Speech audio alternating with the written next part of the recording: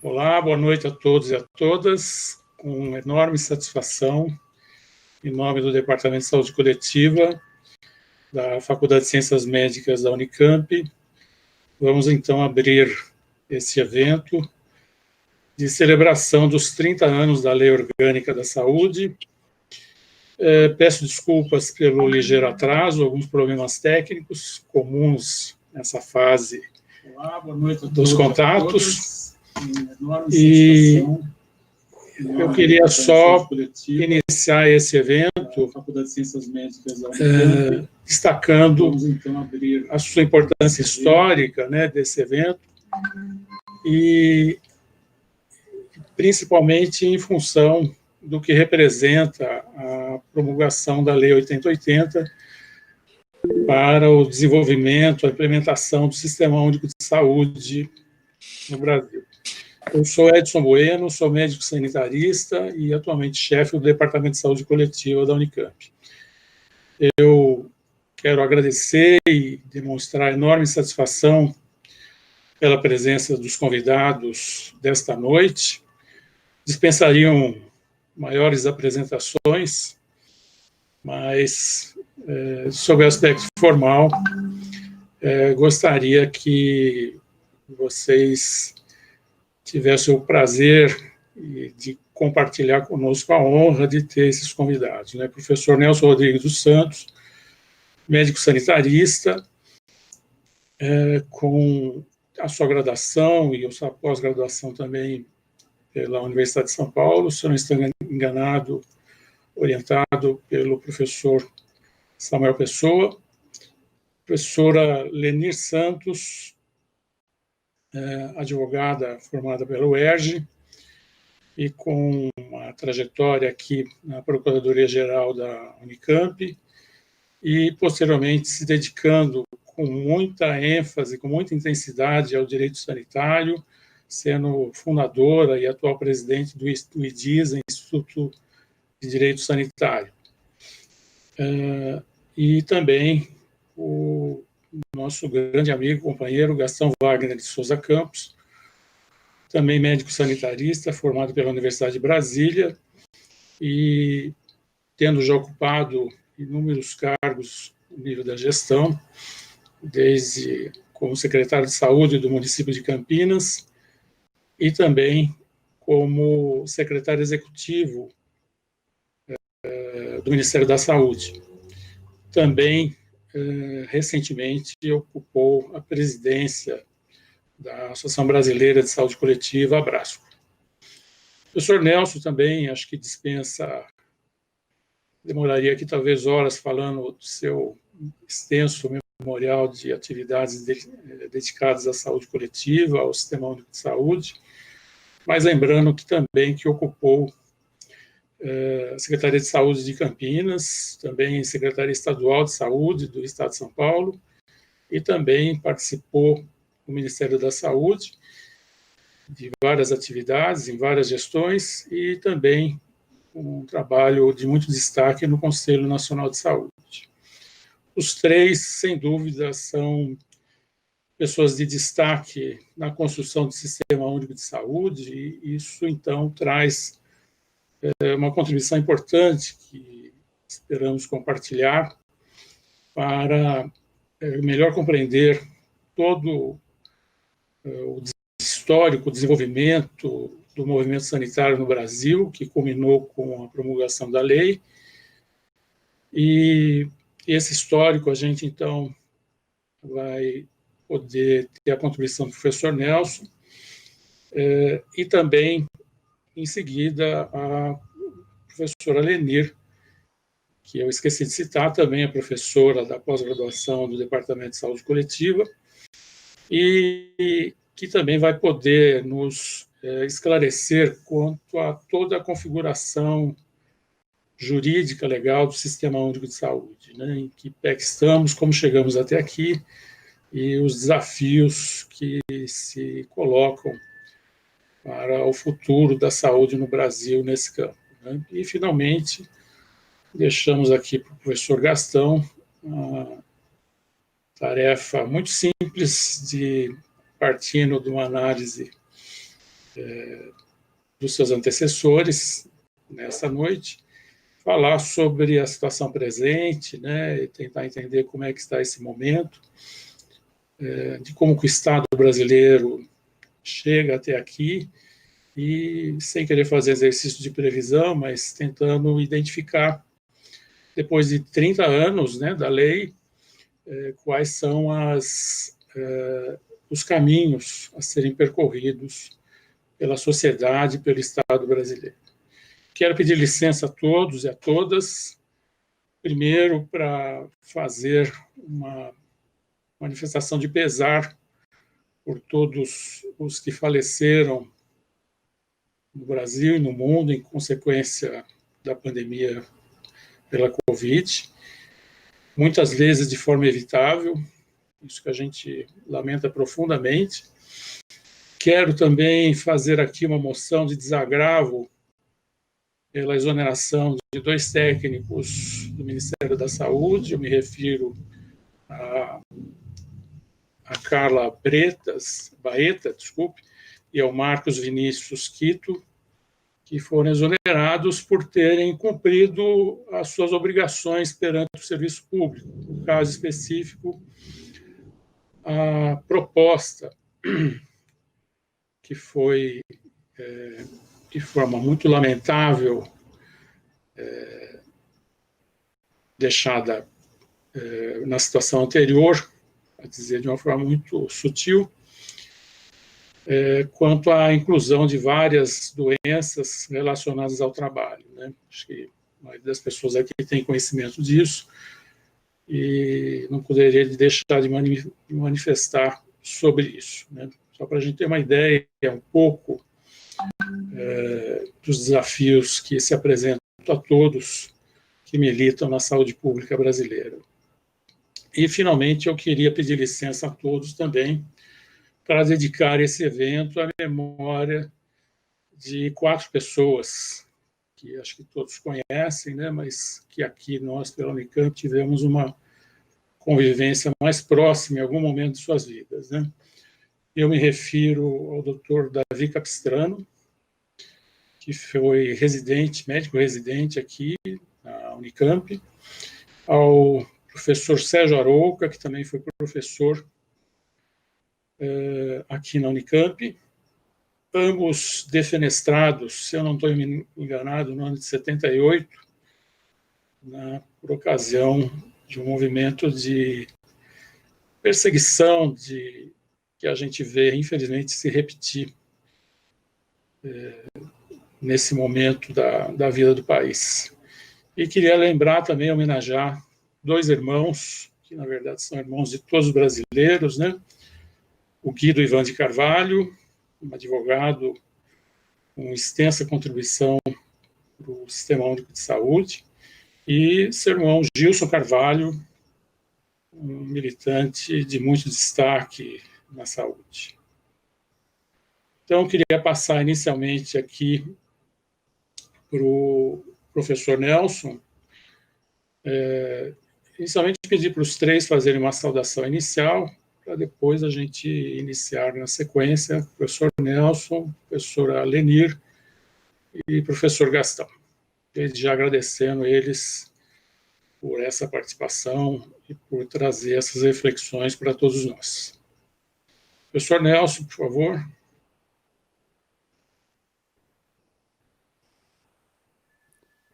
Estão escutando? Sim. Posso falar? Aqui eu estou escutando, apesar que está sinalizando ali que está sem o som, mas eu estou ouvindo. Pode continuar, Nelson. Fechou agora, Nelson. Estava aberto, você fechou. Eu estou testando se estava fechando ou abrindo. Agora eu percebi que eu estava fechando. Agora abriu. Isso. Pode mandar ver? Manda ver, Nelson, manda ver. Isso aí. Então, como eu estou só vendo vocês aí, a acumulação que eu estou tendo da vida inteira de militância, que eu vou escolher alguns pedaços, fosse só nós aqui que estamos enxergando, estamos conversando quase diariamente sobre isso. Mas também respeitando e em atenção colegas mais novos, de outras gerações que possam estar escutando, eu vou fazer um repeteco, uma síntese que vem de reflexões e balanços que vêm sendo feitas desde pelo menos 2018, quando a Constituição completou 30 anos. 2 anos após, que agora estamos em 2020, que fazemos 30 anos do SUS, porque o SUS foi regulamentado na Lei Orgânica da Saúde de 90, também 2 anos depois da Constituição.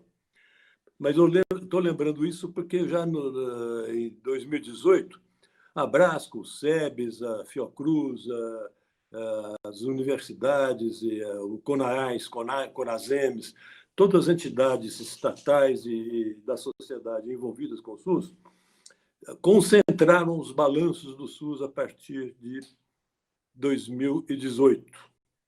Então, estou só lembrando isso, nós estamos já no segundo ano de uma certa intensificação de balanços do SUS e das demais políticas sociais que foram contempladas na Constituição também. E a nossa vitória da Constituição pelo SUS talvez tenha sido das mais evidentes, mas houve outras vitórias também na área de direitos sociais. Então, é um certo repeteco que eu vou fazer, mas eu acho que nós temos que fazer esse repeteco até conseguirmos afunilar toda essa multidão de vontades e de ações políticas de mais de 30 anos na construção do SUS, na tentativa de construção do SUS, afunilar para tirar um pouco mais elementos estratégicos e de atualizar e dar mais eficácia à nossa própria militância política. Que nesses 30 anos sobraram de boas intenções, mas faltou um pouco de estratégias mais realistas.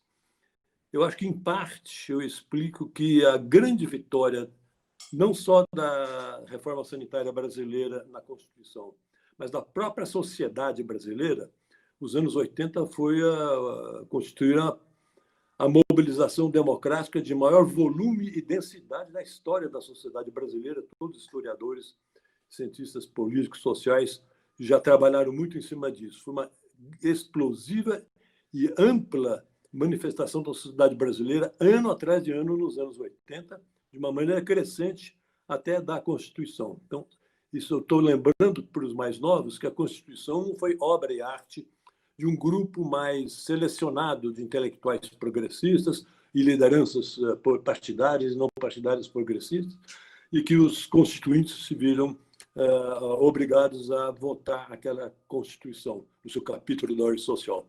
Na verdade, a Assembleia Nacional Constituinte, ela refletiu, foi uma enorme mobilização da sociedade. No caso da saúde, antes da 8ª conferência, que já pôs 4.000 pessoas, logo depois de acabar a ditadura, em Brasília, para debater saúde, mas se ampliava já antes da 8ª conferência, já vinha se ampliando muito os debates na área da saúde, não só pelos SEBs, mas pelos movimentos até um pouco mais institucionais das secretarias municipais de saúde, que promoviam encontros municipais de saúde em várias regiões do Brasil, encontros de dezenas de secretarias municipais, buscando se fortalecer e abrir caminhos não só para uma boa gestão municipal de saúde, na época, em atenção básica à saúde, mas já sabendo e percebendo na prática que sem o sistema de saúde todo remodelar em todos os seus níveis de complexidade, a atenção básica sozinha também não ia prosseguir muito para frente. Então, esses movimentos municipais de saúde, de centenas e centenas de debatedores em encontros municipais, fez parte de uma também crescente mobilização mais setorial na área da saúde, mas também social, onde as periferias urbanas, que já eram beneficiadas com as primeiras experiências de atenção básica, se mobilizavam também. Bem, eu estou lembrando isso porque nos 30 anos, eu vou começar já dos 30 anos e no final que eu quero voltar à própria criação da Lei Orgânica da Saúde, e que se deu há mais de 30 anos atrás. Bem, nesses 30 anos, o esforço pela atenção integral à saúde, não só universal de inclusão social, mas uma inclusão social universal, com equidade e com integralidade, daí o modelo do SUS, que todos sabemos que é o modelo quando essas três grandes diretrizes emplacam simultaneamente, universalidade, integralidade e equidade, nós estamos construindo um modelo de grande participação da sociedade numa vida mais saudável, na prevenção das doenças e, se ficar doente, o diagnóstico e tratamento precoce, bem precoce.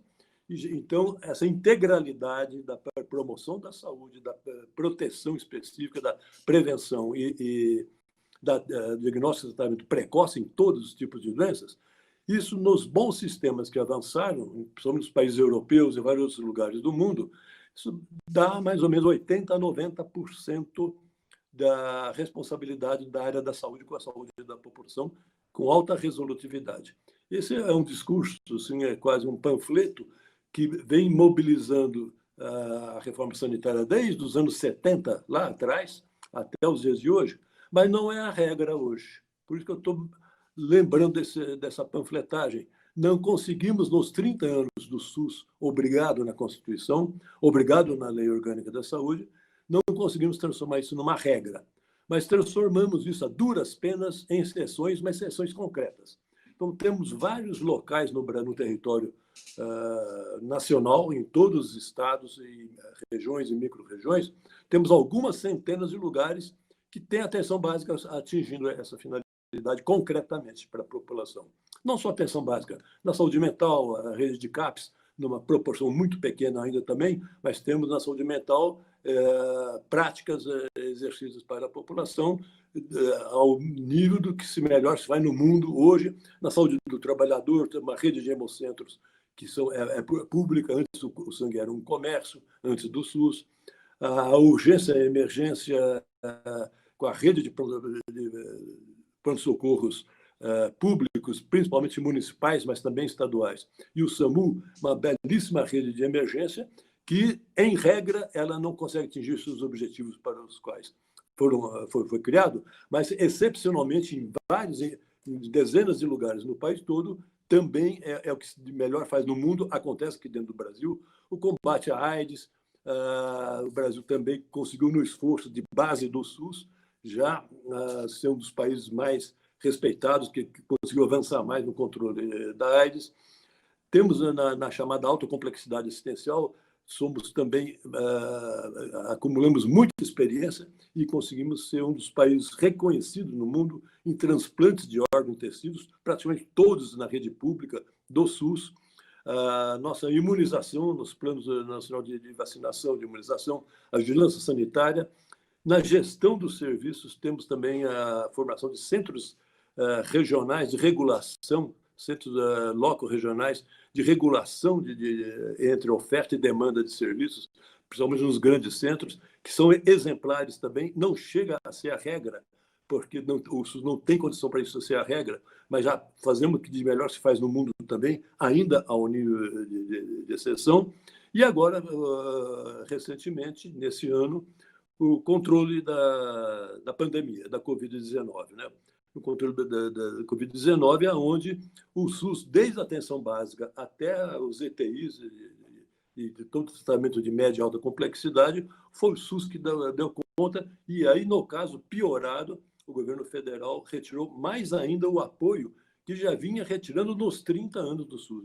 No caso da Covid-19, houve uma retirada maior ainda de apoio, mas até onde os estados e municípios e a própria população, a própria militância do SUS chegou,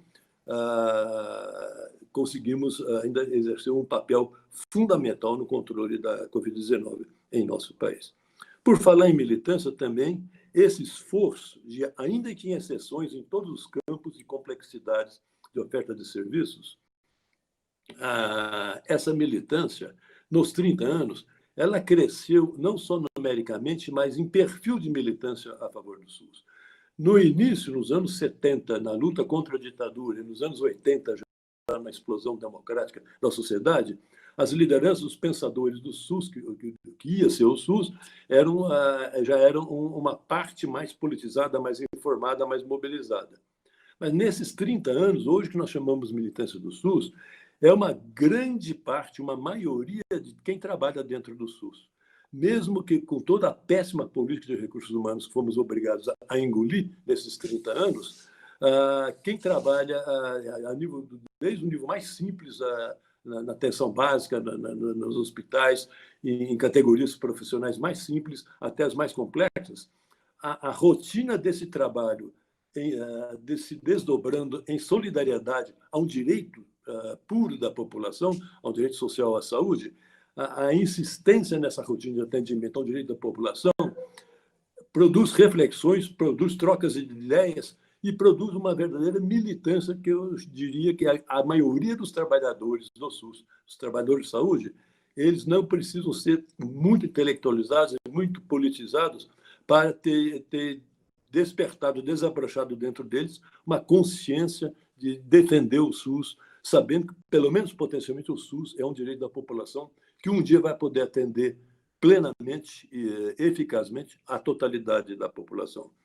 Então, esse é um acervo que ficou nos 30 anos, que eu acho que nós temos que ter esse mapeamento, ter essa conclusão, essa aceitação, e agora nos cabe uma responsabilidade diante do outro lado, que é mais pesado, é o lado dos reveses, o lado das derrotas, mas com essa acumulação de 30 anos, com essa militância do SUS em todos os níveis de complexidade, nós temos o desafio de construir patamares de novas visões, novas estratégias para o mundo real, para as sociedades modernas do chamado mundo real de hoje, a começar da sociedade brasileira, e reformular estratégias mais eficazes para o SUS sair da exceção e ir para a regra. Que correlação de forças, que tendências tem no mundo de hoje e no Brasil é a tarefa, então, que temos que enfrentar. Mas, antes de finalizar nessa última tarefa que eu estou colocando de desafio, eu queria só lembrar 3 grandes obstáculos que ocorreram nos 30 anos, que também é do conhecimento de todos nós, tem inúmeros trabalhos e debates já, que é coisa bem assentada, mas que ainda, por estar dominando, por ser o grande obstáculo, que torna a regra do que se faz no SUS uma regra negativa para a população, em primeiro lugar dessas 3, o subfinanciamento federal. A esfera federal é que menos financia o SUS e foi retraindo esse financiamento nesses 30 anos, na base de que, por mais que os municípios, nos seus orçamentos municipais, e, em segundo lugar, os estados, aumentassem, os dois sozinhos não conseguem financiar o SUS para sair da exceção para a regra. Então, não vamos entrar em numerologia, mas é importante lembrar que, nesses 30 anos, o governo federal, nos 30 anos, em todas as gestões do governo federal, manteve por volta só de 0,7% do PIB de contribuição federal. Isso obrigou a que, somando o federal, estadual e municipal, nunca conseguimos passar de 3,8% do PIB para a saúde. Todos os países que tiveram sistema de saúde, têm sistema de saúde mais resolutivo e mais democratizado para a população, estão entre 7% a 8% do PIB. Nós fechamos e paramos nos 3,8% do PIB para a saúde por causa da ação federal. Isso não dá um per capita, todo o dinheiro público dividido pela população, nos dá um per capita 5 a 6 vezes menor que o per capita médio de dezenas de países que têm sistemas de saúde públicos melhores, que dão certo, a começar da maior parte dos países europeus. Essa é a primeira grande pancada em cima do desenvolvimento do SUS e que tem consequências imediatas. Por exemplo, esse desfinanciamento federal, ele rebate direto no chamado desinvestimento. O SUS não pôde investir na altura das necessidades da população. 65% das internações do SUS são compradas no setor privado, são compradas no mercado de saúde. Mais de 90% dos exames diagnósticos e terapêuticos mais sofisticados, mais de 90% oferecidos pelo SUS, são comprados no mercado também. O SUS não tem condição de oferecer esses serviços para a população estritamente ligados às diretrizes do SUS. Mais de 65% de quem trabalha dentro do SUS também não é servidor público concursado, selecionado, são recursos humanos também comprados no mercado de recursos humanos. Mas são consequências desse grande desfinanciamento federal. Segundo ponto, não tão importante quanto, e talvez um pouco mais dolorido, é que esse mesmo Estado que, através do governo federal, desfinanciou o SUS e desinvestiu no SUS, esse mesmo Estado ele financia o mercado da saúde. A renúncia fiscal para centenas de empresas de planos privados, a renúncia fiscal para empresas em valores monetários é maior do que a soma do lucro líquido auferido por essas empresas em todo o ano. Se pegar todo o lucro líquido dessas empresas que é registrado no Ministério da Fazenda, todos os anos, a renúncia fiscal a elas oferecidas pelo governo federal dá um valor maior. E, em outras palavras, o governo federal criou os planos privados de saúde. Há 30 anos atrás, eles eram iniciais, eram poucos, era de uma densidade muito pequena diante do volume do próprio setor privado de saúde no Brasil. Nesses 30 anos, a política de Estado brasileiro para o mercado de saúde criou e incentivou as operadoras, as empresas de planos privados de saúde. E 25% da população usufrui desses planos privados. Nesses 25% da população que usufrui de planos privados estão a totalidade das centrais sindicais e de todos os sindicatos das categorias que lutam mais pelos seus direitos, tanto de trabalhadores públicos como de trabalhadores, principalmente trabalhadores do setor privado. O per capita dos planos privados para a saúde, cada um desses 25% da população, é 4 a 5 vezes maior do que o per capita para os 75% que só dependem do SUS. Então, essa política de Estado de criar, incentivar e manter o mercado de saúde com recursos públicos é uma perversão raramente encontrada em qualquer lugar do mundo e aconteceu nesses 30 anos no nosso país. E, por final, como grande finalização, como grande constatação final do que eu chamo o anti-SUS, aquilo que cresceu nas entrelinhas da Constituição e está misturado com o SUS que dá certo, aquele SUS que dá certo com universalidade, integralidade e equidade, nas entrelinhas tem o SUS que não dá certo, que são essas questões que eu estou colocando, e que coloca para a produção do SUS dois ângulos notáveis após esses 30 anos, que já vêm sendo percebidos bem antes. Primeiro, a grande produtividade. Com esse parco recurso financeiro, com esse parco per capita financeiro para o SUS consegue produzir anualmente por volta de 3 bilhões de ações na atenção básica de saúde, por volta de 2 bilhões da chamada média e alta complexidade assistencial, quase toda comprada na rede privada, e consegue produzir por volta de 1 bilhão, até um pouco mais que 1 bilhão, de exames complementares também comprados no mercado em vários graus de sofisticação. Essa altíssima produtividade é canalizada, é guiada, então, para uma análise de qualidade péssima. Essa grande produtividade, dentro dessa grande produtividade, nós vamos encontrar, então, um acúmulo no caso assistencial, né, não na vida saudável e nem na proteção da saúde.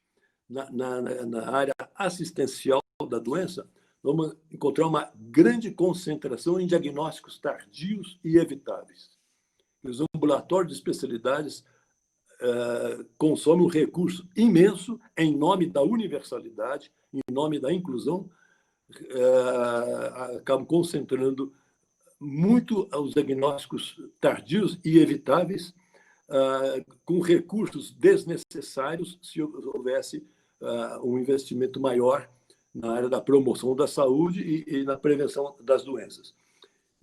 Mas como a universalidade e o direito social, o direito de cidadania é uma verdade sobre o SUS, em nome da universalidade tem que haver o acolhimento, tem que haver a cura desses diagnósticos tardios evitáveis.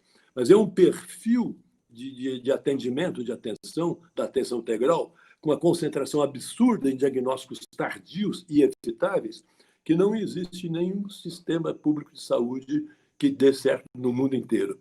Então, com 30 anos, os demais sistemas públicos de saúde que dão certo inverteram esse perfil de atendimento. Predomina largamente ações de proteção à saúde, de prevenção e diagnósticos precoces e tratamentos precoces. E diminui ao máximo os diagnósticos e tratamentos tardios. E aqui, 30 anos depois, nós estamos com essa carga de perfil de atendimento que é anti-SUS. Então, eu estou batendo um pouco em cima dessa tecla, insistindo, porque 30 anos passados, a militância SUS está passando também por uma grande angústia.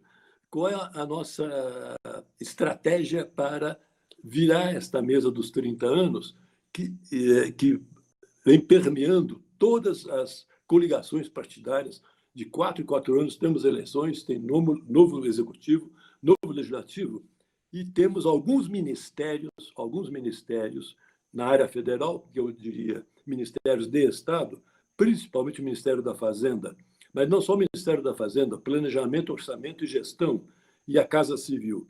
Esses 3 ministérios sempre foram os ministérios onde foram gerados os acordos com os setores da sociedade ligados ao mercado ao lucro, para que crescesse dentro do SUS o que eu estou chamando do anti-SUS.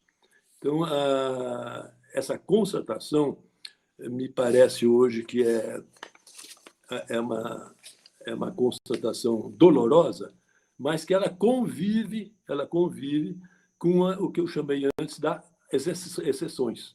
Quer dizer, excepcionalmente, o SUS produz também uma atenção básica de primeiro mundo no sentido de ser altamente resolutiva, com diagnósticos precoces, tratamentos precoces e grande ação de vida saudável e proteção à saúde, na saúde mental,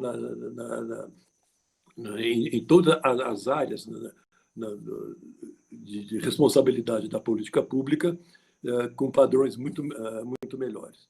Então, essas exceções que já enumerei, que são hoje exceções, são ilhas dentro do território nacional, são ilhas dentro da população, mostrando que o SUS sabe aonde pode dar certo, só que em quantidade ele não consegue fazer disso uma regra.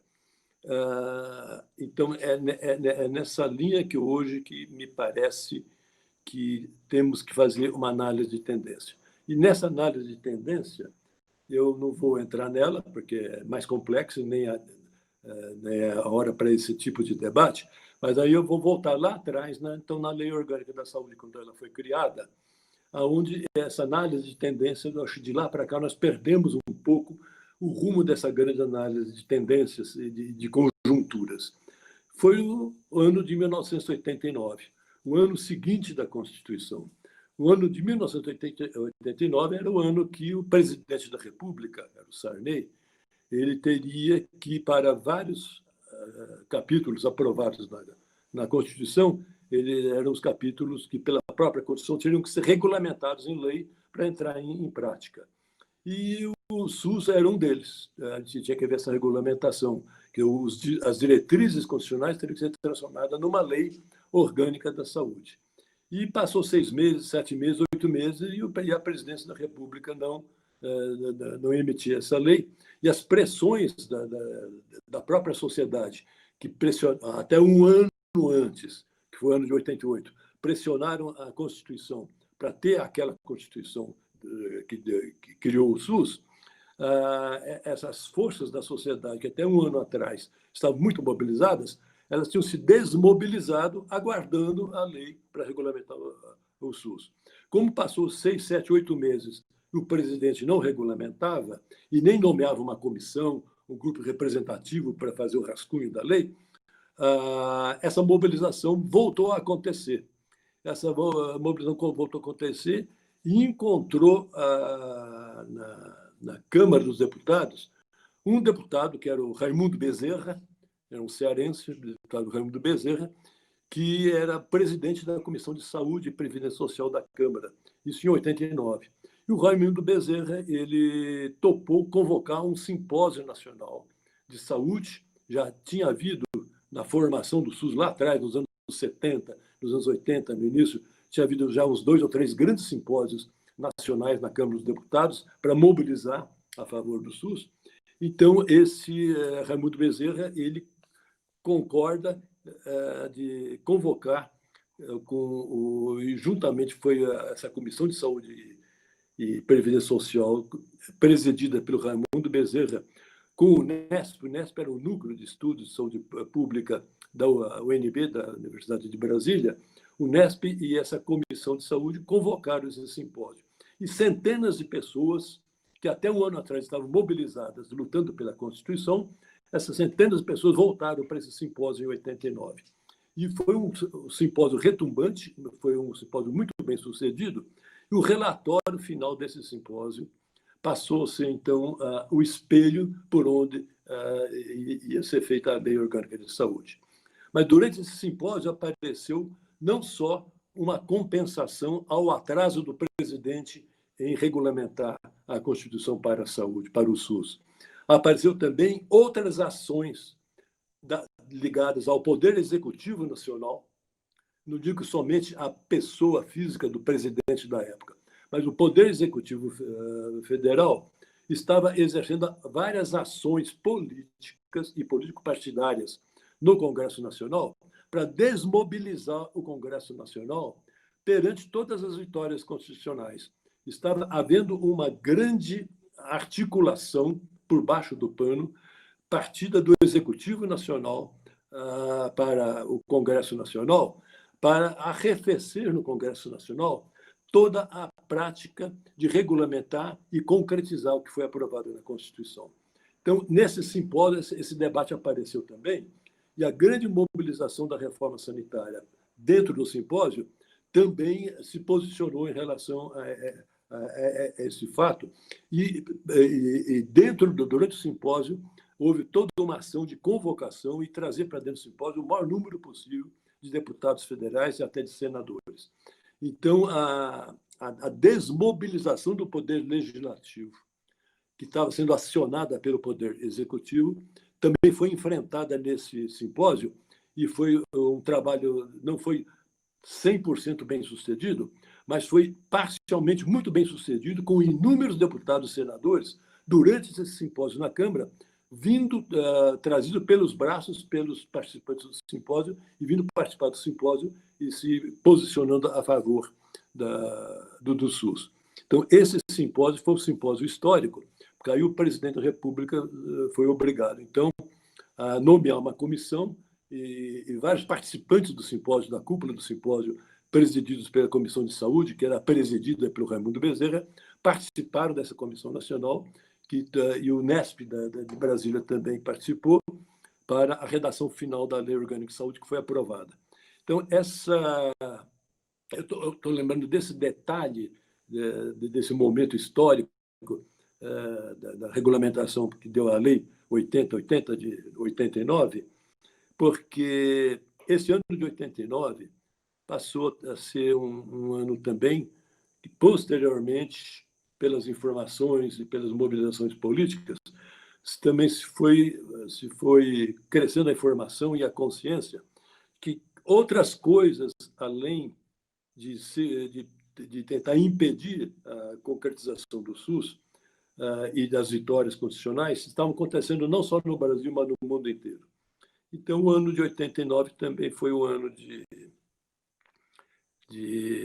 no mundo inteiro, foi um ano que o mundo foi dividido por uma ação já política de global, que teve o nome da globalização neoliberal, que foi um grande embate na política econômica no mundo inteiro, nos países centrais da Europa, dos Estados Unidos e vários outros, onde a acumulação do capital chegou num ponto que o chamado capital financeiro especulativo ele ganhou uma acumulação e um poder de ingerência nas políticas do Estado maior do que o próprio capital produtivo. Então, essa ultrapassagem do capital produtivo pelo chamado capital financeiro especulativo, que é chamada globalização financeira, era um fenômeno que nós não conhecíamos, não tínhamos conhecimentos intelectuais e técnicos para ter essa dimensão, mas aos poucos fomos percebendo que os anos 80 inteiro essa discussão estava se intensificando no mundo.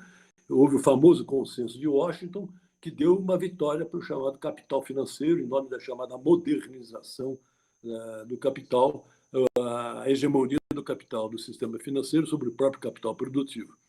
E aí estava havendo um embate, então, em escala global, em escala mundial, embate esse que veio bater no Brasil também, que estava acabando de aprovar sua Constituição. Mas esse grande embate global colocou os estados de bem-estar social europeus, que foi uma evolução da relação do Estado com a sociedade depois da Segunda Guerra Mundial, que quase meio século depois da Segunda Guerra Mundial, foram surgidos os estados de bem-estar social na Europa, que depois se multiplicaram. Na época foram Canadá, Austrália, Nova Zelândia, vários países do mundo, mas o núcleo foi europeu dos estados de bem-estar social. Seriam tarefas e responsabilidades do Estado, além do mercado e controlando o mercado do ponto de vista de projetos de desenvolvimento e do ponto de vista de direitos sociais das sociedades. Então, esses estados de bem-estar social foi uma grande questão, um grande embate, um grande abalo positivo no mundo inteiro depois da Segunda Guerra Mundial, que com fulcro nos países europeus e se estendendo para outros países no mundo. Quando houve, por outros motivos da economia política no mundo inteiro, quando nos anos 80 houve o tal do Consenso de Washington, é que também, paralelamente, o chamado capital financeiro tinha acumulado de tal maneira que houve esse conflito, essa tensão entre o sistema chamado sistema financeiro especulativo, dentro do próprio capitalismo, e o chamado capital produtivo. Por que eu estou delongando um pouquinho em cima dessa questão? É que exatamente foi no ano de 89, onde esse debate mundial estava acontecendo, aonde o estado de bem-estar social foi assumido pelo chamado Consenso de Washington como inimigo número um a ser derrotado pelo Consenso de Washington, seriam os estados de bem-estar social, e foi criada toda aquela situação da chamada globalização neoliberal, foi criada a situação da financiarização dos orçamentos públicos, foi criado aquele embuste, aquele grande embuste, de que na execução de um orçamento público, são gastos austeros e gastos perdulários, que é austeridade, que é perdularidade, foi um embuste monumental fabricado pelas mídias no mundo inteiro e dos quais o nosso país foi vítima também. Então, no mundo inteiro e no Brasil, exatamente quando o SUS estava sofrendo a pressão para ter a sua lei orgânica da saúde, os governos brasileiros, eu diria todos os governos praticamente, sem exceção, estavam sob essa pressão da globalização neoliberal, com grande hegemonia e crescente hegemonia do sistema financeiro. Eu estou lembrando essa questão porque, em 89, esse simpósio que aconteceu na Câmara dos Deputados, na verdade, sem saber o papel histórico que os participantes e os articuladores do simpósio estavam tendo, esse simpósio ele marchou contra a maré da globalização. Esse simpósio que obrigou a ter um SUS regulamentado coerentemente com os diretrizes constitucionais, esse simpósio foi vitorioso e saiu a Lei Orgânica de Saúde totalmente coerente com os dispositivos constitucionais, o que muito provavelmente não iria acontecer se não tivesse acontecido esse simpósio. Então, nessa comemoração dos 30 anos do SUS, na verdade, na minha geração e de algumas gerações que vieram depois da minha, nós estamos comemorando também foi a capacidade da sociedade se mobilizar e conseguir aquele simpósio da Câmara dos Deputados, frustrando as primeiras medidas contra o SUS que já ia acontecer ali, que já ia seguramente nascer com uma lei orgânica da saúde, que iria disfarçadamente, iria esmorecer iria confundir o que seria a aplicação das diretrizes constitucionais. Então, essa lei orgânica de saúde teve vários pontos discutíveis, mas na estrutura básica dela, ela foi coerente com a Constituição. Na minha visão, ela não seria coerente com a Constituição se não houvesse aquele simpósio. Ela nasceu fruto do movimento da reforma sanitária, do movimento dos secretários municipais de saúde que frequentaram aquele simpósio também. Então, é nessa linha que eu vou terminando, mas, para terminar, fazendo uma reflexão que uma grande parte do movimento da reforma sanitária nesses 30 anos, apesar de estar coerente, manter sua coerência, sua luta, sua militância a favor do SUS, uma boa parte do movimento da reforma sanitária, eu me incluo, pelo menos um grande tempo, nessa boa parte, por ingenuidade, por idealização. Nós fomos muito ingênuos, idealizamos muito que a vitória constitucional, por si só, e a vitória desse simpósio também, por si só, iria garantir a implementação do SUS de cabo a rabo nesses 30 anos. Quer dizer, 30 anos após, nós estaríamos hoje aqui no Brasil, como o sistema inglês, o sistema sueco, o sistema finlandês, o sistema francês, estavam também os 30 anos depois que eles foram implementados. E passamos nossos 30 anos e o SUS hoje, ele somente a nível de exceções, que já enumerei várias delas, começar das ilhas, que eu chamei de atenção básica, a hemoterapia, os hemocentros, saúde do trabalhador, saúde mental. Nós fazemos coisas de primeiro mundo de belos sistemas públicos de saúde, mas como exceção, não é a regra. Na regra, nós somos reféns do mercado e o Estado brasileiro, não através necessariamente do Ministério da Saúde. O Ministério da Saúde foi, na maior parte do tempo, ou omisso ou neutro. Mas a gestão descentralizada dos estados e municípios, dos conselhos de saúde, se puseram mais na vanguarda. Mas o Ministério da Fazenda, o antigo Ministério do Planejamento, Orçamento e Gestão, o Estatuto do Ministério da Economia e o Ministério da Casa Civil, esses ministérios, que eu chamo de Ministério de Estado, eles que foram sensíveis às diretrizes do Consenso de Washington, à despublicização do SUS, e eles que acolheram, inclusive, agora em 2013 e 2018, o setor privado mais descaradamente de mercado, ele consegue, inclusive, convocar reuniões de trabalho no Brasil. Em 2013, produziram um livro branco da saúde, que, com uma consultoria internacional de Antares Consult, uma grande consultoria internacional, para um novo sistema de saúde no Brasil, com muito maior peso do setor privado de mercado, basicamente das empresas operadoras de planos privados de saúde. Entregaram esse projeto, esse denso projeto, nas mãos exatamente do Ministério da Fazenda, da Casa Civil e da própria Presidência da República. Em 2019, repetiram o feito agora, além dos prestadores privados de serviços, dos planos de seguros privados. O projeto engordou, ele participou dele também a indústria de medicamentos e equipamentos de saúde, e gerou o que eles chamaram de Instituto Coalizão também, e entregaram um novo projeto de privatização para esses mesmos ministérios de Estado e a Presidência da República. Então, essa perda de horizonte dentro do próprio aparelho de Estado vem acontecendo nos últimos anos, e essa tendência para onde vai o mundo hoje, felizmente, entre aspas, para terminar a minha fala, felizmente, porque é o lado da pandemia, da Covid-19, que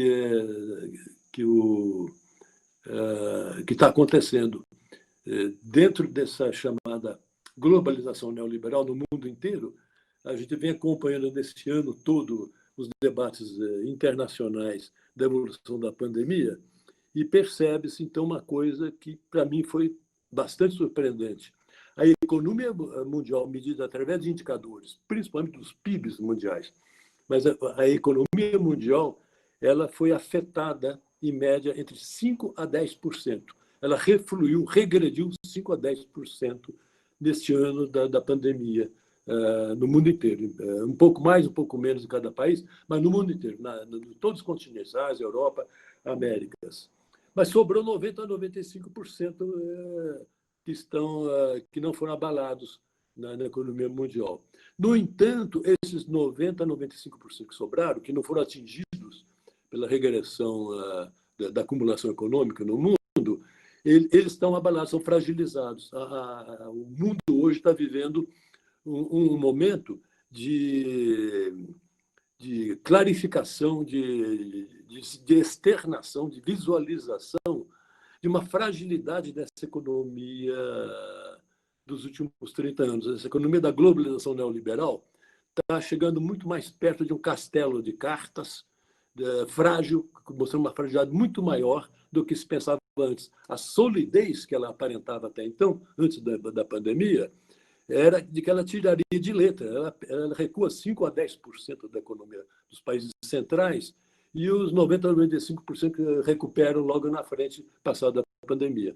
Não é o que está acontecendo. Então, esse abalo, não só na economia, mas em todos os sistemas de politização da população, de conscientização das maiorias das sociedades, essa dominância catastrófica dessa grande concentração de renda e riqueza que vem acontecendo nesses últimos 30 anos, ela está revelando flancos e possibilidades que ela possa ser revertida para outros pactos sociais nacionais e internacionais. Então, dentro dessa aparência internacional trazida também pela pandemia, eu acho que nós temos que, no Brasil, estamos desafiados a reciclar, atualizar e requalificar todas as nossas plataformas de lutas, que ficou 30 anos atrás, ficou lá para sair da ditadura. As grandes plataformas de lutas, da grande mobilização da maioria da sociedade, que saiu da ditadura e emplacou a Constituição em 88, essas plataformas realmente requerem hoje uma vivência, uma consideração com todo um novo processo de trabalho, com a informatização tomando conta de tudo, com a uberização, que mundo é esse hoje para que os nossos mesmos princípios possam ser requalificados e as mesmas bandeiras voltarem a ser vitoriosas.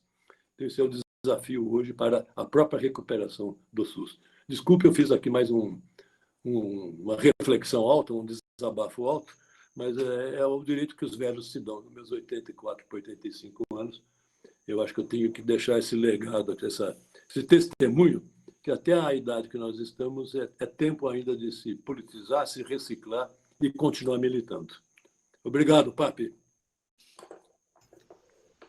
Nelson, muito obrigado por suas reflexões, por compartilhar conosco décadas de trabalho a favor da cidadania no campo da saúde. Posteriormente, a gente terá ainda um tempo ao final para fazer mais comentários, eventualmente responder algumas questões, mas passaria então para a professora Lenir para fazer as suas colocações. Agradeço muito, Nelson, a sua participação.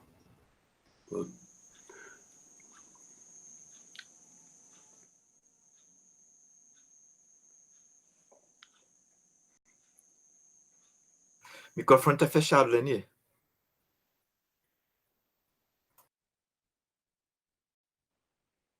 Bem, boa noite a todos que estão aqui nos assistindo. Boa noite, Edson. Obrigado pelo convite de estar aqui hoje, a gente fazendo essas reflexões.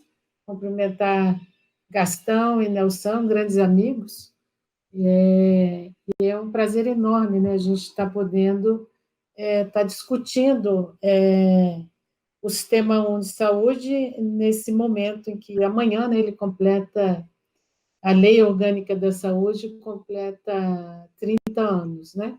É do dia 19 de setembro.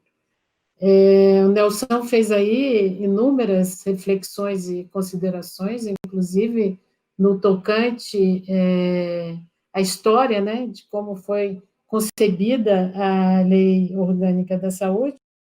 Eu vou me deter um pouquinho também a respeito disso, e é interessante porque a Lei Orgânica está fazendo 30 anos exatamente no meio dessa pandemia, né, e que o Sistema Único de Saúde, até então, extremamente invisível para as mídias sociais, a mídia televisiva, impressa, né? Aliás, quando aparecia, sempre aparecia para poder mostrar suas fragilidades, né? E, de repente, quando a gente menos espera, vem uma pandemia, e essa pandemia acaba mostrando a fortaleza do Sistema Único de Saúde, porque foi quem acabou dando segurança para a população se sentiu segura por ter um sistema de saúde de acesso universal, gratuito, que acho que muitas vezes essa ficha não cai para as pessoas, ainda que tenham SUS, né? E isso acabou fazendo com que as pessoas refletissem que tinha um Ministério da Saúde, somente no início, que ia lá todos os dias, né, informar a população do que estava acontecendo e passando informações com solidez. Então, isso, e no momento onde todo mundo estava se sentindo amedrontado na sua própria condição de saúde, de repente a gente teve uma visibilidade enorme, né, do Sistema Único de Saúde, e ele que sempre foi, que a gente chama, né, o patinho feio do Estado neoliberal, né, sempre com todas as manobras para não cumprir o texto constitucional, não se mexeu no texto constitucional até hoje, mas vai pelas beiradas, né?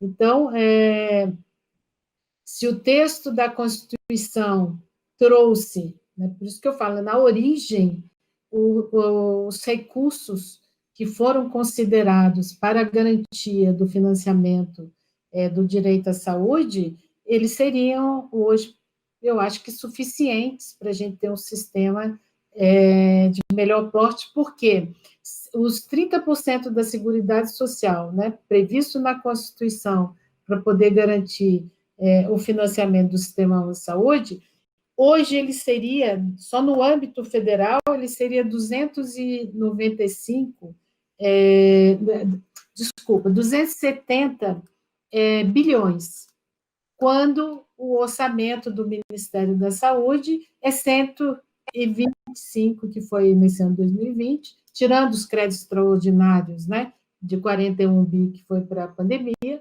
Então, de 125 bi, ele seria, na realidade, 270.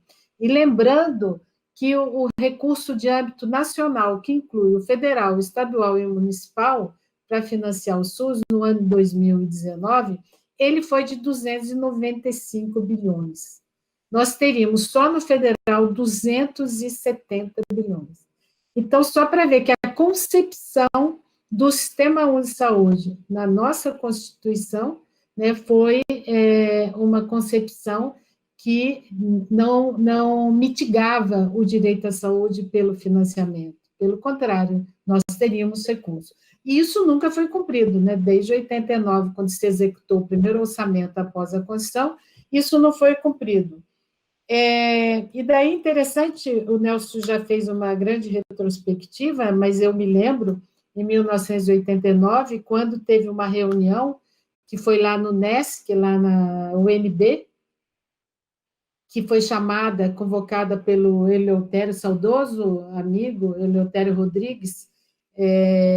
Era uma reunião com mais ou menos umas 20 pessoas, estava o Nelson, estava o Gilson, o Guido Ivan de Carvalho, estava o Mozart de Abreu e Lima, o ex-ministro Temporão e outras pessoas que estavam presentes, que foi, na realidade, para discutir a primeira minuta que acabou sendo feita para dar aquele start da Lei Orgânica da Saúde, da Lei 8080. E saímos de lá, né, dessa reunião, e teve muita discussão se chamaria Sistema Único de Saúde, porque a Constituição não nomeou o sistema, né? Ou se seria Sistema Nacional de Saúde, mas daí ninguém queria confundir com o Sistema Nacional vigente pela lei que ainda era vigente, e que depois foi revogada pela Lei 8080, que tinha esse nome, e daí eu me lembro que teve esse debate, e acabou que o Guido Ivan de Carvalho ficou incumbido, né, porque ele era advogado, de trabalhar o texto, aquele texto que se iniciou lá. E daí, como o Nelson falou, teve um texto daí, que era da Comissão de Saúde da Câmara, né, que o Raimundo Bezerra foi uma grande expressão, um grande aliado, ele chegou a ser presidente do Conasems, prefeito no Crato, no Ceará, e ele era deputado federal, e tivemos também uma minuta que foi do Ministério da Saúde. E eu tenho uma pasta com vários documentos dessa época, e eu achei, inclusive, um documento, que é um comentário do Guido, sobre o projeto de lei do Ministério da Saúde. E eu fiquei surpresa, porque várias coisas eu não me lembrava, de que havia previsão no projeto do Ministério da Saúde que as entidades privadas que fossem participar do SUS como as filantrópicas, elas iriam poder fazer cobrança complementar no serviço do SUS. Eu não me lembrava que tinha isso, e o Guido dizendo da inconstitucionalidade, porque o sistema era de acesso universal e não poderia, então, ter cobrança. E várias outras coisas também, que todos os contratos seriam pelo federal, não seriam por estados e municípios, né?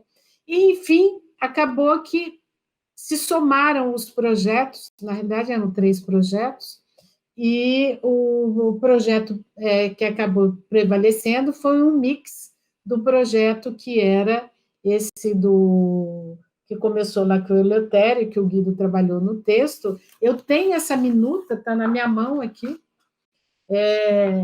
como foi concebido, tem inúmeros artigos que estão na Lei Orgânica da Saúde, tem até encaminhamento do Guido, assinado pelo Guido, quando ele fez o encaminhamento dessa minuta, e daí se somou com a do Congresso e acabou dando uma minuta, um projeto de lei que acabou sendo a Lei 8080, que depois, lógico, na votação, nas discussões, tiveram algumas mudanças, mas se a gente olhar o texto, é muito parecido, daí, como o Nelson falou, com aquilo que realmente foi consciência. E eu achei também um documento de história, 19/9/89, do Nelson Caro Gilson, e apontando, inclusive, falando, são algumas questões básicas que devem ficar manifestas de modo inequívoco, ele escreve isso, no projeto que estava em discussão. Então, e daí ele vai apontando quais são os artigos que precisariam, e já era, então, a minuta que estava no consenso, e daí já se trabalhava com projeto, né, nessa época. Muito bem, e acabou, e a gente deve realmente fazer uma homenagem hoje a Raimundo Bezerra, porque ele foi um parlamentar importante nesse momento no Congresso, e no tocante à Lei Orgânica da Saúde, e a lei acabou sendo, então, promulgada. O problema é que ela, quando foi para a sanção do presidente, que era o Collor, nós tivemos inúmeros vetos, não foram poucos vetos, nós tivemos mais de 10 a 12 vetos, e isso daí foi assim, quase que uma afronta, todo mundo se sentiu extremamente afrontado, né, com aqueles vetos. E eu me lembro que eu fiz um estudo a respeito dos vetos da Lei Orgânica da Saúde, e fui apresentar esse estudo lá na Escola de Saúde Pública, naquele auditório, e eu me lembro que na mesa estava o ministro, que depois foi ministro, eu não sei se ele já era ministro, não, ele não foi, era Alcene Guerra. Depois ele veio a ser ministro do Collor, mas ele não era. E a gente foi discutir, então, os vetos. E eu acabei propondo que 2 vetos não poderiam realmente prosperar e que haveria necessidade de derrubar esses vetos, né? Que era a transferência de recursos da União para estados e municípios e a participação da sociedade no SUS, que isso estava previsto na Constituição, então não podia ser vetado. E daí isso acabou numa negociação com o ministro na época, que era Alceni Guerra, acabou gerando a Lei 8.142, que saiu no fim do ano, né, no mesmo ano, e trazendo, então, recuperando essas duas questões. Os demais vetos realmente eram vetos que, se não se conseguisse recuperar, eles não teriam grande impacto na lei. E daí eu, para poder participar hoje aqui, eu fui fazer uma revisão, uma leitura da lei, e essa lei é extremamente, eu sempre digo isso, e quando, agora que o SUS, né, acabou deixando de ser o patinho feio, né, e aparecendo na mídia e na sociedade, daí começou a aparecer um monte de gente querendo tirar também uma casquinha de falar do SUS e entender do SUS, e veio aquela coisa de fazer a revisão, né, a reforma do sistema, começando pela Lei Orgânica de Saúde e nomeando uma deputada que não tem a menor afeição no sentido, né, de estar, de lidar com esse tema, que é o tema da saúde. Eu até escrevi um artigo que saiu na revista Conju, né, reformar é preciso, porque aperfeiçoar a lei sempre cabe, porque o mundo é dinâmico, a sociedade vai mudando, mas você reformar a estrutura, e a reforma, com certeza, não viria com esse Congresso extremamente conservador, nós não teríamos, em hipótese alguma, uma lei da qualidade da lei que nós temos hoje, né? E daí, fazendo essa revisitação, é uma lei extremamente importante, que a abrangência dela, logo no primeiro artigo, ela abrange o público e o privado. Esta lei regula, em todo o território nacional, as ações de serviço de saúde executados isolados conjuntamente, em caráter permanente ou eventual, por pessoas naturais ou jurídicas de direito público ou privado. Então, ela tem uma abrangência, primeiro, nacional, e segundo, do público e do privado. A única coisa daí, que é um defeito dessa lei, que quando foi regular, lá no artigo 22 ao artigo 26, o setor privado foi extremamente tímida, regulou com muita timidez, quando poderia ter regulado realmente de uma maneira mais forte, né? Com maior poder, realmente, dando maiores poderes ao Estado de poder de intervenção, né, na área privada, quando necessário for, no tocante ao serviço, à qualidade, a preço, essa coisa toda. E isso eu acho que é algo que ficou, e é muito difícil recuperar. Naquela época, eu acho que ainda era mais fácil. Hoje em dia, você fazer uma regulação mais, digamos, apertada para a área privada, hoje a gente encontra maior dificuldade. Mas o artigo 2º da lei, que fala que saúde é um direito fundamental do ser humano, devendo o Estado prover as condições indispensáveis ao seu pleno exercício, é um artigo extremamente valoroso, porque ao tratar a saúde como direito fundamental, daí na linha do que está posto na Constituição, permite daí, né, um poder grande de intervenção do poder público nessa área, porque ainda que a Constituição tenha dito que a saúde é livre à iniciativa privada, e é até importante esclarecer isso, por que a Constituição precisou dizer que a saúde era livre à iniciativa privada? Porque ela não faz isso em todas as áreas que existem, que podem ser exploradas economicamente. Por que ela foi falar? Porque é pública, é de natureza pública, a saúde é de natureza pública. Precisou a Constituição dizer que o setor privado pode nela atuar, porque senão não poderia. Então, sempre eu digo que o serviço de saúde não é igual ao serviço de uma padaria, de uma sapataria, não é igual vender sapatos, né? Então, e há um poder daí grande de intervenção pública, exatamente porque nós estamos atuando em área de direito fundamental. né?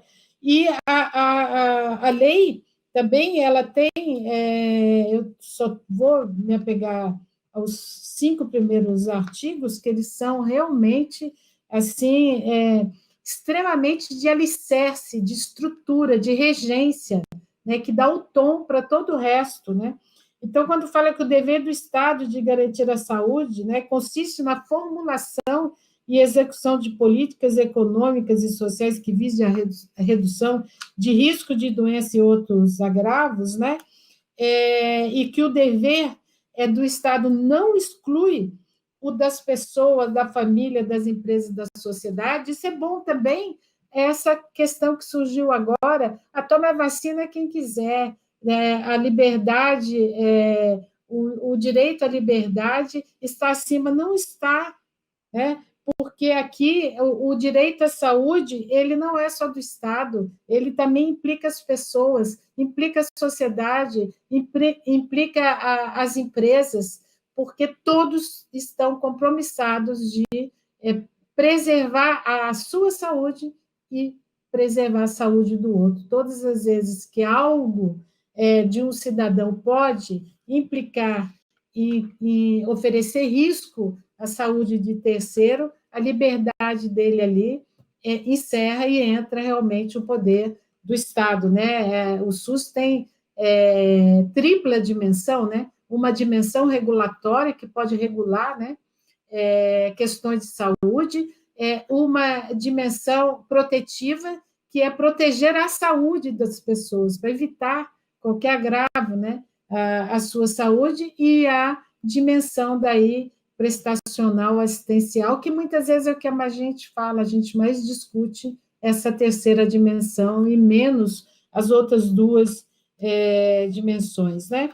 E também é importante, porque agora na pandemia, muito se tem discutido, né? Porque o Brasil acabou se vendo refém, né, de não ter um desenvolvimento da sua indústria para poder produzir, inclusive, EPIs, né?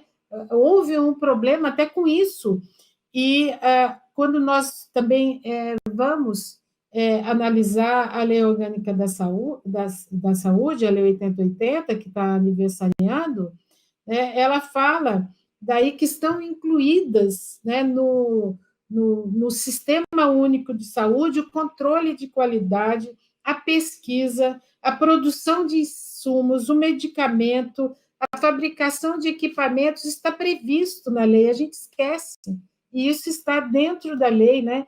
E como também que está daí também na Constituição, a ordenação de formação de recurso humano da saúde, que nós formamos as pessoas para atuarem no setor privado e não formamos para atuar no setor público, né?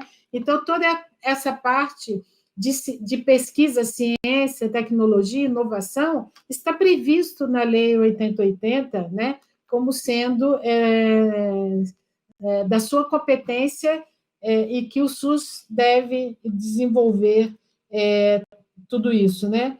E também o artigo 5º, que tem objetivos do SUS, tem os objetivos e as atribuições, mas o artigo 5º fala dos objetivos, algo que o SUS muitas vezes não faz, e está previsto, que é identificar e divulgar os fatores condicionantes e determinantes da saúde, que está ligado daí com prevenção, com evitar riscos, né, de agravo à saúde, com a primeira dimensão, que é a dimensão da segurança sanitária, e é algo que nós, no SUS, né, o SUS pouco acaba atuando nessa área, e daí tem muitas outras coisas extremamente relevantes na Lei 8080, e que ela continua atual, ela altamente contemporânea, porque ela fala em rede. Isso ela falou em 1990, né? E hoje tudo a gente fala em rede. Ela fala em regionalização em região. Hoje tudo que a gente ouve falar também é sempre regionalizar, seja o que quer que seja.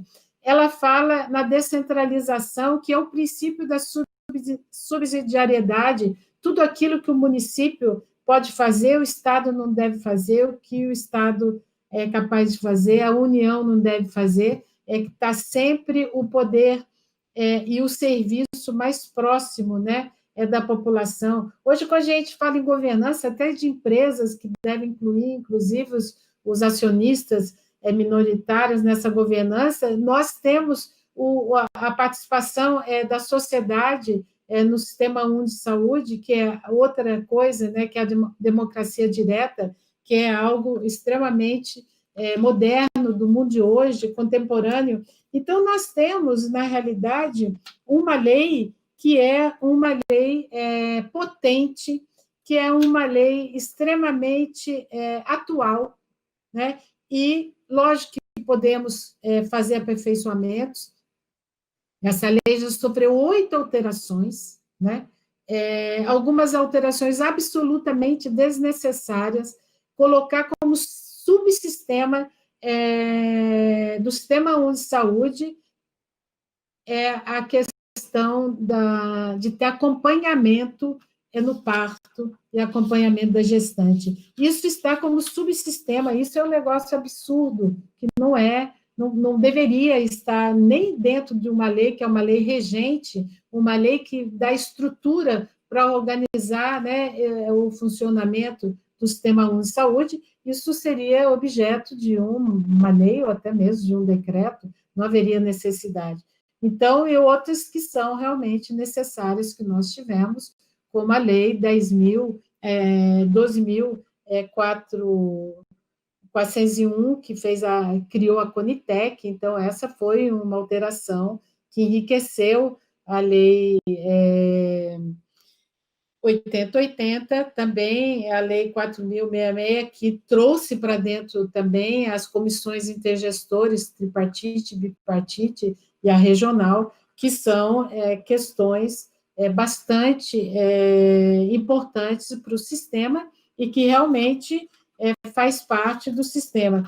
E todas as vezes que tem um problema de alguma interpretação ou algo que a gente quer discutir no Sistema Único de Saúde, eu muitas vezes volto na lei, vou ler de novo e eu sempre encontro uma saída. Outro dia estava uma discussão sobre a questão do serviço de saúde das Forças Armadas. Está previsto na Lei 8080. Né? Quando você fala também do hospital universitário, está previsto na Lei 8080. E também está previsto quais eram os serviços, né, de atendimento direto ao cidadão que deveriam permanecer ainda na União, que era o INCA, que ele, inclusive, seria formulador de política na área do câncer, e que era, na época, o das pioneiras sociais, porque ela era uma fundação pública, ainda não tinha se transformado em serviço social autônomo quando a lei surgiu, e seriam só esses 2 serviços de atendimento direto ao cidadão que deveriam estar previstos para a esfera federal, e os demais não. Então, eu vou concluindo por aqui, dizendo que nós temos uma lei potente, né? Eu acho que devemos lembrar das pessoas que deram grande contribuição para isso, como eu disse, Raimundo Bezerra, Gils Carvalho, Nelson, que está aqui, o Davi Capistrano, Eleutério, e muitas outras pessoas, Arouca, eu não vou conseguir esgotar, então, pelo menos lembrar de alguns que tiveram muito presentes na elaboração, na discussão da Lei 8080, e o ardor com que se participava, né, com muita esperança, e havia realmente muita emoção, as pessoas se envolviam e colocavam muita emoção. Então, deixar aqui a lembrança e a homenagem a essas pessoas que deram grande contribuição para a construção da Lei 8080, e finalizando que o SUS, que estava realmente invisibilizado para a sociedade, de repente, ele ficou visível, e acho que despertou um sentimento de pertencimento das pessoas com o SUS. O que a gente precisa agora é aproveitar essa oportunidade, porque vamos continuar tendo resistência de que se coloque mais recursos na saúde. A PILOA já aponta para só ter 125 bilhões, né, sem os 41 bilhões dos créditos extraordinários, com um sistema que a pandemia não acaba no dia 31 de dezembro, porque a lei assim o quer, ela continuará no ano que vem.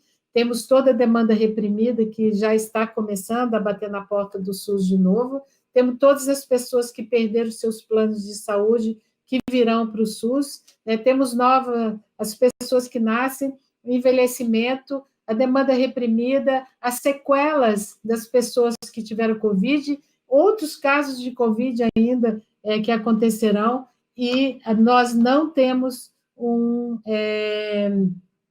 equipe econômica e um governo sensível para a área da saúde, não tem a menor preocupação. Então, acho que é a hora da gente, de novo, passar a ter uma mobilização muito grande, porque precisa aproveitar essa oportunidade para aumentar os recursos da saúde e não deixar que a emenda constitucional 95, de novo, enterre o Sistema Único de Saúde, desfinanciando agora e não só subfinanciando, como vem acontecendo. Então, agradeço a participação. Muito obrigado, professora Lenir. Enorme satisfação e muita emoção também de ouvi-la. E acho que, como vários colegas têm comentado aqui no chat, a satisfação de ouvir pessoas que tanto contribuíram e contribuem, dedicam a sua vida a garantir o direito à saúde.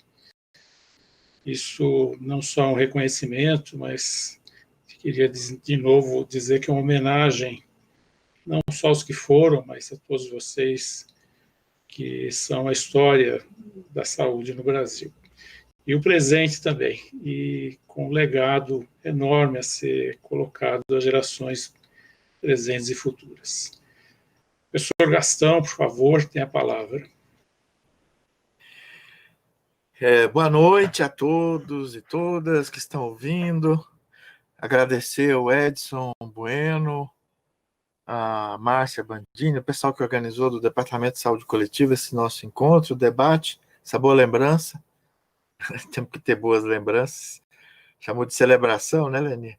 E dizer que é uma alegria muito grande estar na mesa, né, nessa mesa de internet, como o meu mestre, meu grande mestre, que é o Nelson. Inclusive, o Nelson facilitou minha vida, eu vou poder fazer uma exposição bem menor, porque ele tratou já da história pós a lei orgânica. É um prazer estar com a Lenir Santos, nós somos todos, além de ativistas profissionais, nós somos amigos, amigas, né? Então, é uma alegria.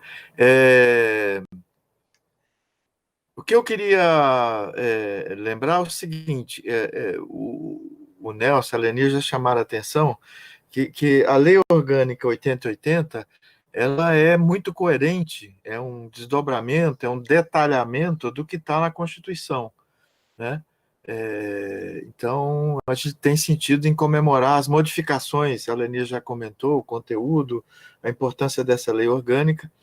O que eu queria comentar com vocês, em 10 minutos, não mais do que isso, é o seguinte, a partir de uma reflexão do Nelson.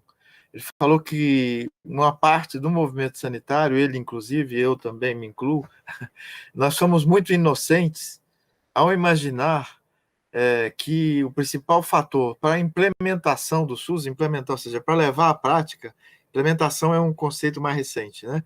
Levar à prática aquelas diretrizes, porque a Lei 8080, além das diretrizes gerais, ela tem diretrizes sobre organização, regionalização, redes, isso que a Lenir está chamando a atenção, né? Mas o que o Nelson chamou a atenção é que não é porque é lei que vai ser implementado, não é porque é lei que vai passar à prática, né? Então, na verdade, existe uma distância grande entre o que está previsto na lei, que é uma espécie de imagem objetiva, é a nossa utopia, né, do direito à saúde, da universalidade, da equidade, e mecanismos para chegar nisso, de financiamento, do papel do Estado, da sociedade civil, a gestão participativa, né, ou seja, há uma série de previsões. Uma parte importante disso não foi ainda, nós não conseguimos implementar, né? Vários analistas de política pública, de política de saúde, falam que o SUS é uma reforma democrática para criar um estado de bem-estar social, como o Nelson falou, implementada parcialmente, é uma reforma que não ocorreu. Na minha opinião, a maior força do SUS é a existência do SUS. Nesses 32 anos, nos 30 anos da lei orgânica, a expansão do acesso, a criação de novos programas, de novas políticas, o Nelson já falou sobre isso, atenção primária, saúde mental, é impressionante. Ou seja, o SUS avançou muito. Então, a força do SUS é a sua existência. 80% das pessoas brasileiras só tem o SUS. Não tem seguro privado, não pertence à classe média alta, né? Dessas 80%, 70 e tantos por cento são afrodescendentes, são negros, são pessoas mais pobres, são a classe média baixa, né? Então, assim, por que, ao mesmo tempo, o SUS foi implantado num contexto difícil, e o SUS ficou com cicatrizes, ficou incompleto, ficou com deficiências, ficou com heterogeneidade, a sustentabilidade dos programas é baixa, né? Aumenta, melhora numa prefeitura, vem outra gestão, atrapalha, no Ministério da Saúde, enfim, os programas nacionais, os estaduais. Então, o SUS tem o principal problema do SUS são as nossas debilidades. A pandemia chamou a atenção da importância do SUS, que o SUS estava um pouco invisível, bastante invisível, né? Nós temos que nos perguntar por quê. Por que o SUS estava invisível? Se 80% das pessoas usam o SUS. Uma das coisas é o seguinte, eu tenho feito isso. Você pergunta às pessoas assim, alguém da atenção primária, onde você trabalha? Eu trabalho na Prefeitura de Campinas. Alguém de hospital, onde você trabalha? Trabalho no Hospital Municipal Mário Gatti. Onde você trabalha? Trabalho no Hospital das Clínicas da Unicamp. Ninguém trabalha no SUS, né? As pessoas vão ao Hospital das Clínicas, como é que sabe que lá é SUS? E no Mário Gatti, é um dos sentidos da invisibilidade.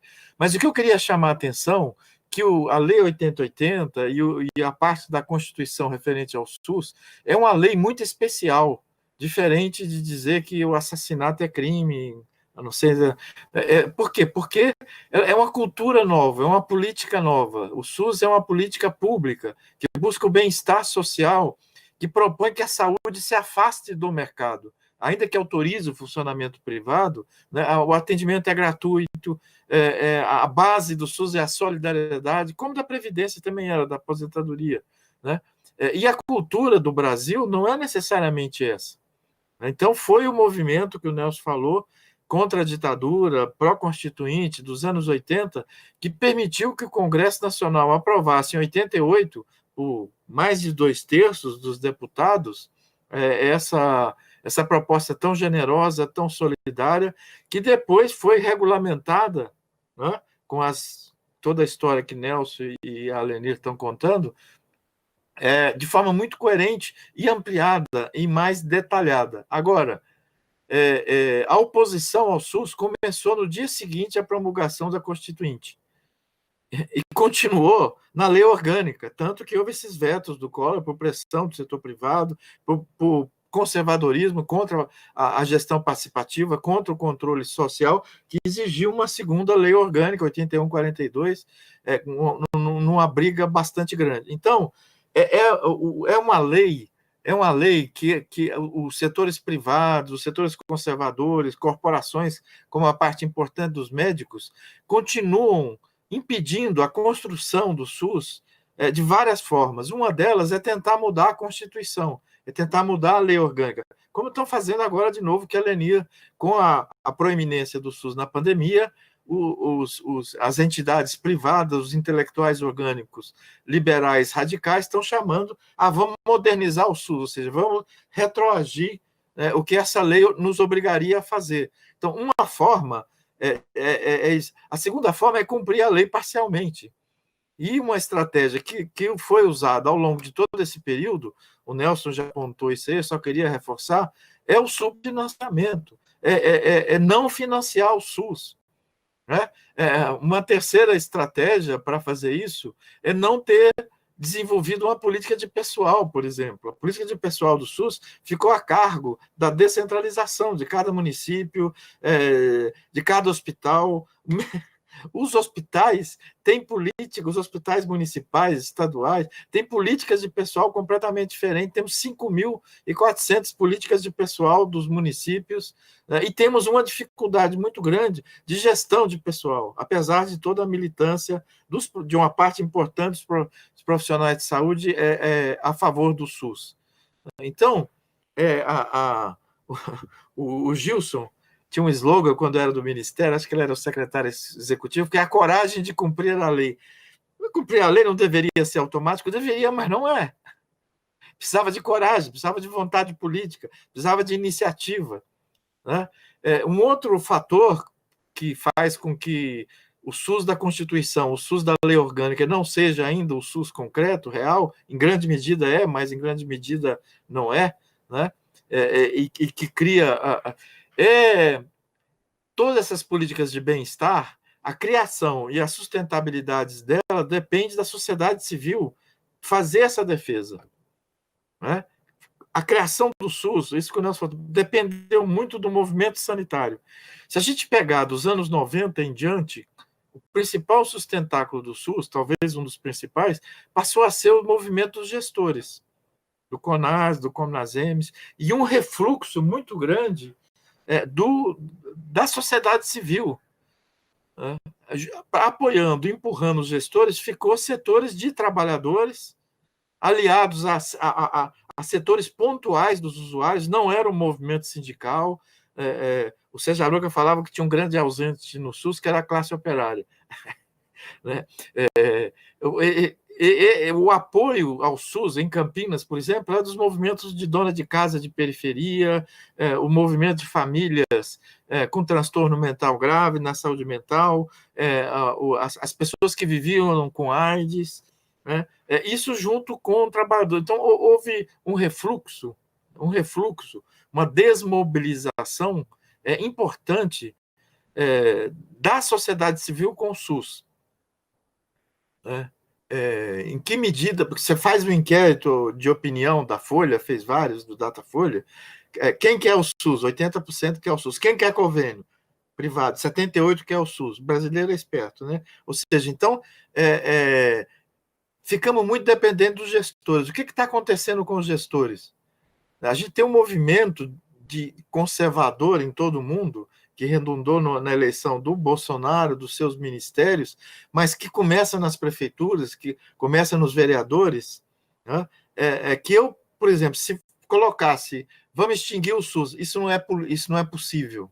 Seria barbárie sanitária. Eles tratam os adversários do SUS de enfraquecer o SUS, de morder o orçamento do SUS e passar para o setor privado, né, de usar o orçamento do SUS com interesses minoritários, corporativos, de hospitais privados, de setores médicos, de especialistas, etc. Porque se extinguirem o SUS, se privatizassem o SUS, né, o SUS faz o mesmo que o setor privado com 200%, 300% mais barato, por causa da atenção primária, por causa da promoção à saúde, da privatização. Então, se pegasse todo o recurso do SUS e o governo pagasse convênio privado conseguiria pagar para 25% da população, ou seja, 25% já tem convênio, ficaria 50% a míngua. Então, o SUS tem essa... A persistência do SUS, eu não vejo no horizonte a possibilidade de privatização do SUS, mas vejo a possibilidade de enfraquecimento progressivo do SUS, de diminuição progressiva do financiamento do SUS, de agravamento progressivo do descaso, do desrespeito com os profissionais de saúde. Né? E o SUS não conseguiu essa política de pessoal. Hoje o Edson começa aqui fazendo várias moções, reconhecimentos e uma moção de pesar pela demissão de profissionais da saúde do trabalhador do Ministério. Né? O Bolsonaro, o presidente da República, ele mudou a estratégia dos seus ministros, deixaram de ser histéricos, que fazem campanha, para ser gente submissa a ele, medíocre, e que paralisam os seus ministérios. Já conseguiu isso na educação. O atual ministro da Educação não fala, não existe, ninguém sabe qual é a política, e ele vai desativando programas importantes do Ministério. O Pazuello, a proposta é essa, né? E ele conseguiu parar o Ministério da Saúde. O SUS já é muito fragmentado, conseguiu parar em um mês, sem mudar nenhuma norma do SUS, sem fazer nenhuma revisão constitucional, sem mudar a lei orgânica. O presidente de centro da cidade de São Paulo, o prefeito de centro, o Covas, né, o Bruno Covas, há um mês atrás, desorganizou a vigilância epidemiológica de saúde da cidade de São Paulo, deslocou 260 pessoas, ele tem esse poder de fazer isso, ou seja, todos os cargos de gestão, de coordenação do SUS são cargos de livre indicação, de confiança dos prefeitos, dos governadores. A gente não conseguiu mudar isso, não alterou isso. Ministro é cargo de confiança. Eu não gosto do Pazuello, mas dane-se, é um cargo do presidente eleito. O secretário estadual é o secretário. Agora, na maioria dos governos, o poder do ministro, do secretário, não é de desmontar a comissão de oncologia, a coordenação de oncologia, de saúde do trabalhador. Eles não têm não pode ter esse poder. Né? Enfim, então eu estou apontando aqui uma série de razões que explicam essa distância entre a utopia que está na lei orgânica, né, entre a nossa imagem e objetivo. A gente conseguiu aprovar isso, conseguiu enfiar e a dificuldade que nós temos de levar grande parte dessas diretrizes, dessas orientações, né, à prática. Né? Apesar disso, o SUS cresceu, o Nelson foi muito claro nisso, o SUS é forte. Ao mesmo tempo, o desamor da população pelo SUS, porque usar só o SUS é muito difícil, produz um sofrimento muito grande nas pessoas. Eu vou dar um exemplo. As unidades básicas de saúde, antes da pandemia, todas tinham sala de espera com 30, 40, 50 de pessoas de manhã.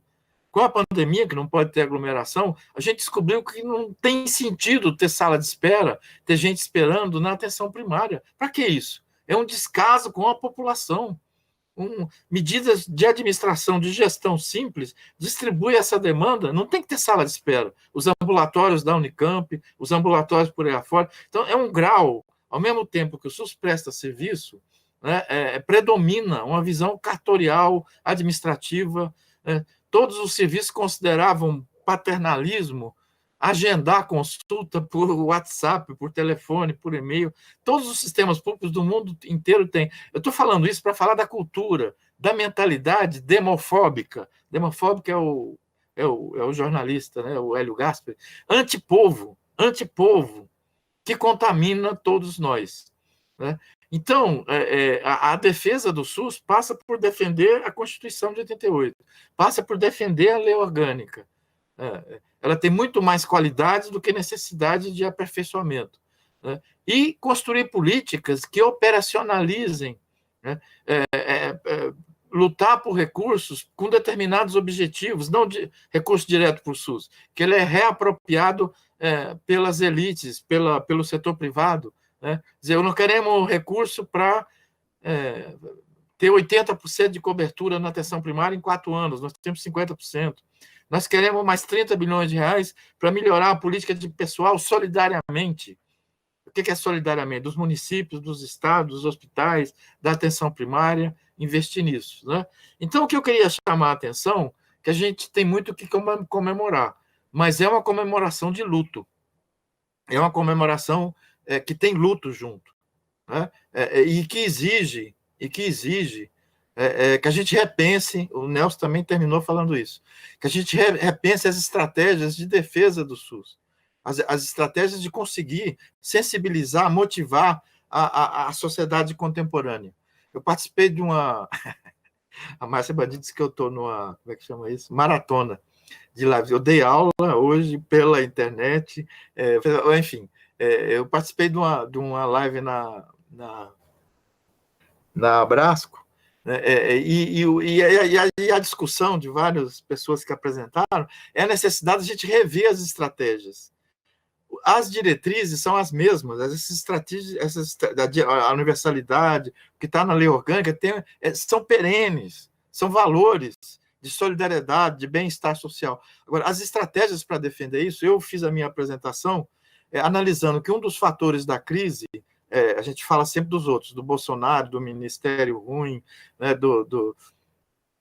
tem mais ou menos 6 ou 8 secretarias estaduais acusadas de corrupção, vários secretários estaduais, boa parte dessa corrupção na saúde está sendo feita através de OS, aí não dá para confiar na justiça, porque a justiça está partidarizada, ela ataca, a gente não sabe se é verdadeiro ou não, se é porque é adversário do Bolsonaro, ou se é porque... Agora, enfim, então a gente tem muito problema, mas tem uma pasmaceira, tem um certo grau de insensibilidade com a desconstrução do SUS, com o subfinanciamento do SUS, com as filas, com os vazios assistenciais, com o maltrato. A gente tem um colaboracionismo. Os gestores mudaram muito, Nelson. O CONAS e o CONASEMS assinaram o apoio ao Pazuello, a aposta do Pazuello, porque ele faz boa, como é que chama isso? Administração, faz boa... A especialidade dele é... Logística. Faz boa logística. Ele está entregando dinheiro no tempo. Tá... Eu não sabia que tinha apoiaram. Um apoio. Eu confirmei, eu liguei para o presidente do CONAS há uns 3 dias atrás, que ia ter esse debate hoje, né? E o argumento é esse, os outros seriam pior do que ele. Né? Então, a gente chegou a achar em abril que as secretarias estaduais e municipais ia criar uma coordenação nacional colegiada para substituir. Nós estamos absolutamente fragmentados. A epidemia não acabou. Não acabou. Tem uma abertura incrível. O que está acontecendo em Portugal, na Espanha, pode acontecer no Brasil. Eu não digo que vai acontecer, porque essa pandemia provou o seguinte: ela desmentiu os negacionistas, desmentiu os epidemiologistas, desmentiu os políticos de saúde. É uma situação absolutamente nova, difícil, mas pode acontecer. A gente não vai ter essa vacina logo. Antes da vacina, a gente pode voltar a ter um crescimento da pandemia aqui no Sul, no Sudeste. O Sul foi depois, no Rio de Janeiro, no Nordeste. Isso não está eliminado com abrir escola, com fazer tudo. Até ter a vacina, nós podemos ter a tal da segunda onda. Pode ser que não. Pode ser que não.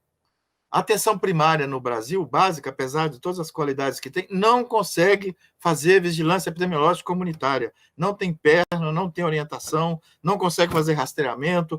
E quando faz, não tem onde as pessoas, 40% dos brasileiros que vivem na desigualdade, nas favelas, nas comunidades da periferia, não tem onde fazer isolamento domiciliar, não tem como. E a gente desativou os hospitais de campanha, não alugamos pensão, não alugamos hotel, como outros países fizeram. Então, nós estamos meio numa imunidade de rebanho. O recurso agora está dependendo da ação de cada pessoa, que é o afastamento social e o uso de máscara, ainda que o uso de máscara seja lei, apesar da oposição do Bolsonaro, passou a ser lei. Isso, é só isso, por isso que pode haver uma segunda onda, é só isso. É só isso. Bom, então, eu falei que ia falar pouco, já falei muito. A gente deve ter um teto, já são 2 horas de live, ninguém suporta mais de 2 horas. Então, Edson, muito, muito obrigado. Eu só queria que a gente não fosse ingênuo e naif, como o Nelson chamou a atenção. A lei é um dos fatores que garante a implementação de políticas de bem-estar social. Se a sociedade não quiser, se a sociedade não brigar, se a gente não eleger pessoas que são a favor, se a gente não controlar os gestores, se os conselhos municipais, estaduais, que estão, na minha opinião, dormindo em berço esplêndido, tem um grau de atuação frente aos descalabros, não é só a sociedade que está desmobilizada, que está insensível. Né? Os partidos de oposição e os nossos próprios conselhos, né, não estão conseguindo colocar limite à disfarçatez federal, estadual e de muitos municípios. Obrigado.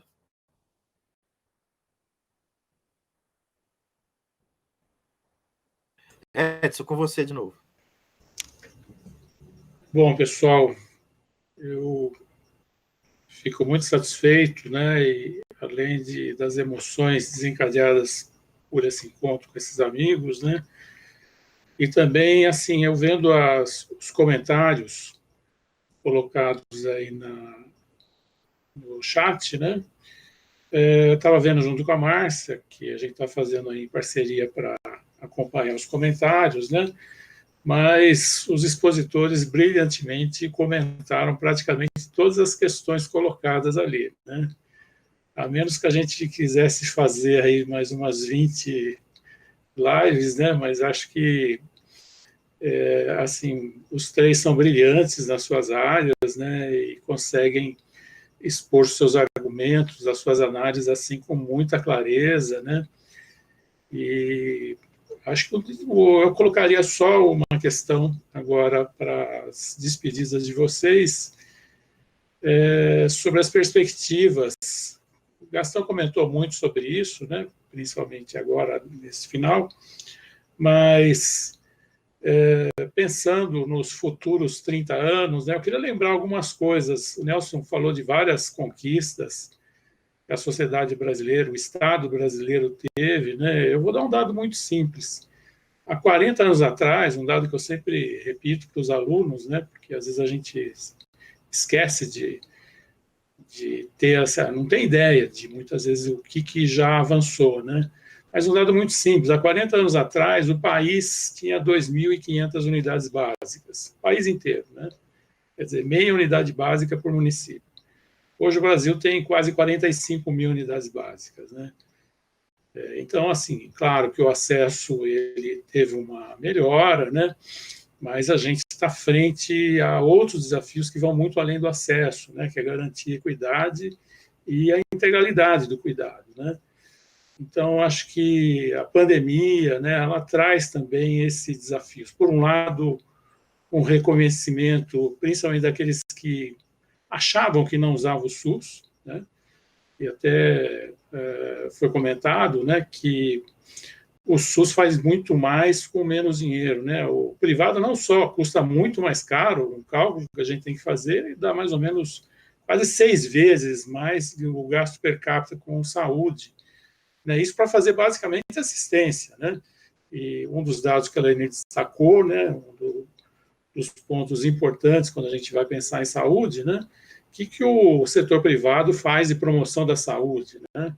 Então, isso é praticamente só o SUS que faz. E, além do mais, quem está no privado não está fora do SUS, né? Mas a gente está naquilo que já foi chamado um Robin Hood às avessas, né? Quer dizer, além disso, né?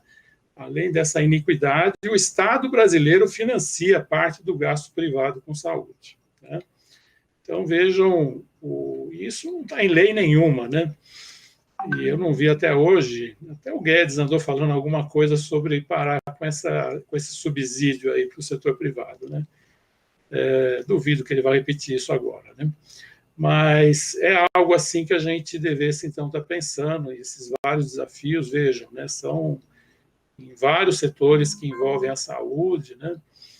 Com certeza, se a gente estivesse aqui conversando sobre educação também, acredito que a situação não seria muito diferente, como o Gastão já destacou. Então, vou passar para vocês, na mesma ordem, né? Nelson, Lenir e Gastão, para fazer os seus comentários finais, e agradecendo muito a todos, né? Não só vocês três.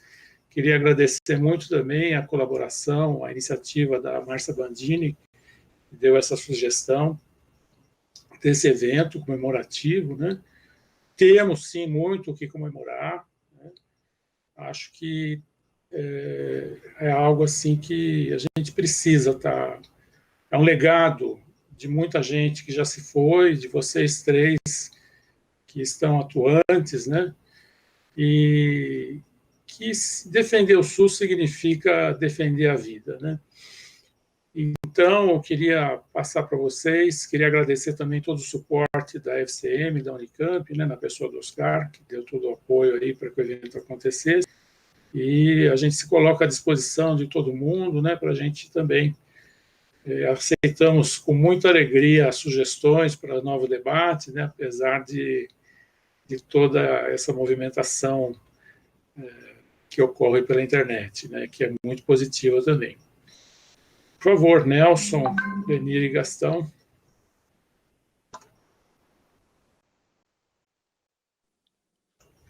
Escutando? Sim. Agora você desligou, Nelson. Aí. Ótimo. Bom, prometo que da próxima vez eu vou manejar melhor aqui a tela, os contatos. Eu não vou... A profusão de situações, de lembranças acumuladas e de prospecções futuras é tão grande que eu acho que não vai ser o caso para eu tocar nenhum dos pontos agora, mas fica aí a sugestão para você, Edson, que você teve essa iniciativa tão boa, você se conduziu tão bem agora nessa condução aqui dessas falas nossas, e talvez a cada 6 meses, aí, cada certo número de meses, perto das hipóteses, cada ano, promover uns debates de balanços assim, como você está fazendo agora. Acho que é uma tarefa do departamento e ampliando isso até para a comunidade campineira, periférica, inclusive. Então, eu vou centrar somente na grande satisfação pessoal de eu estar aqui participando com o Gastão e com a Lenir, aprendendo com o Gastão e a Lenir, na minha idade, podendo ter esse tesão de experiência, de poder estar começando de novo muitas coisas e reconhecer que por décadas a gente pode estar equivocado em várias coisas, mas com esse tesão de fazer disso tudo uma energia de replanificar estratégias e visões de futuro para construir esse futuro. Eu gostei demais de assistir o Gastão e a Lenir e o Edson aqui. Lenir?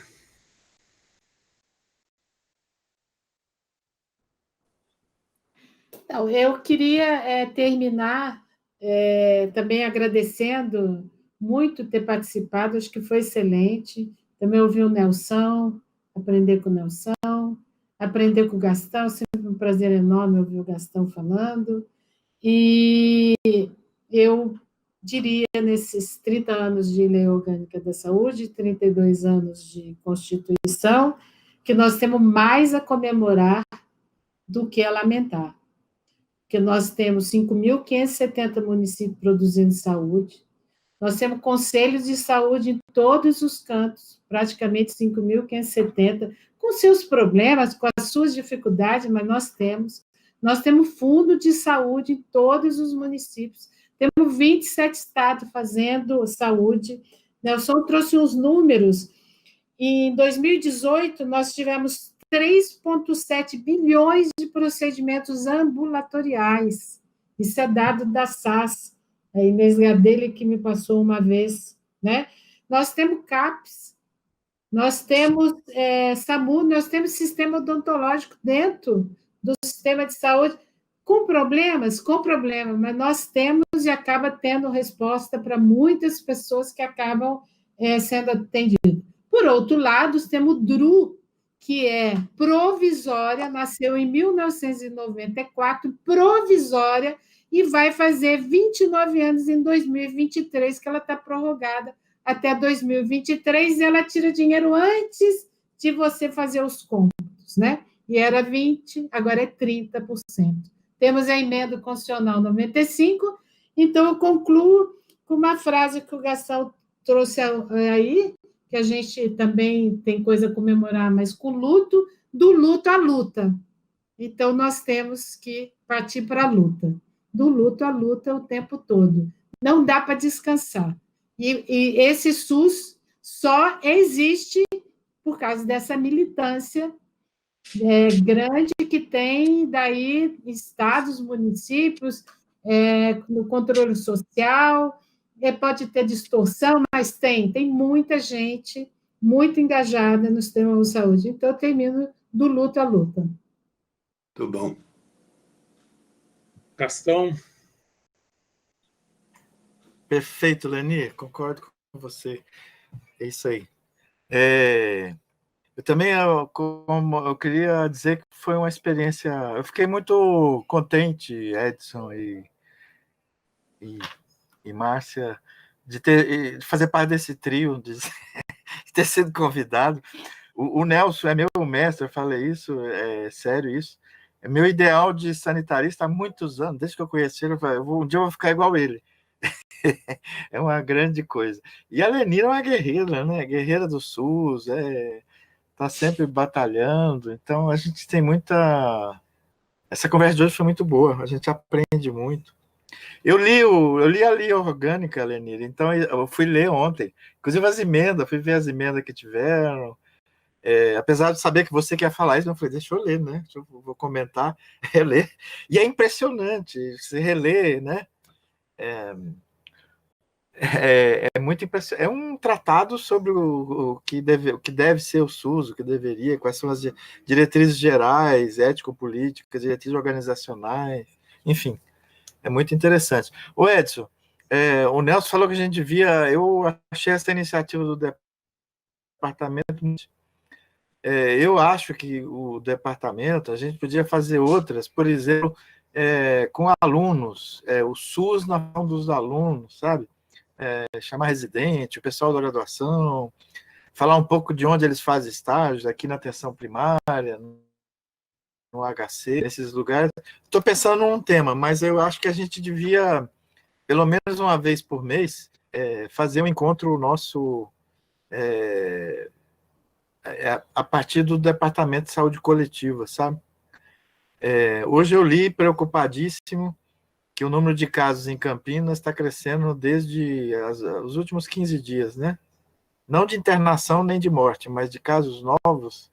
E não é só em Campinas, em várias cidades, a gente tem, de lugar que estava já em declínio, a gente tem novamente, enfim. Obrigado a todos vocês, foi uma alegria estar aqui. Obrigado, Beleza, Gastão.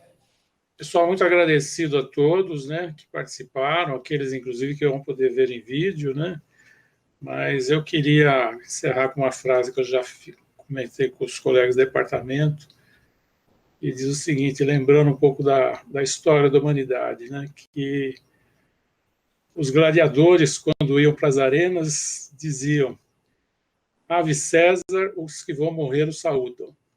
E hoje, como a gente disse há pouco, a gente deve dizer, Ave SUS, os que defendem a vida o saúdam. Bom fim de semana a todos. Grande abraço.